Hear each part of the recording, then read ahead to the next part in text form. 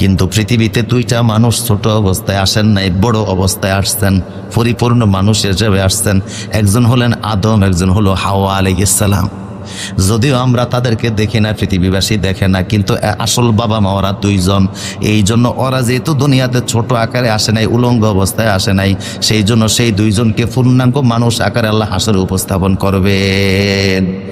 আর বিশ্বের সব মানুষ, দারুইন থেকে নিয়ে শুরু করে যারা বলছিলাম আমরা বানরের গোষ্ঠী, এই মূর্খগুলিও সেদিন আদম হাওয়ারে দেখা স্বীকার করবে না আসল বাবা মা এরাই। কথা বুঝতেছেন কিনা?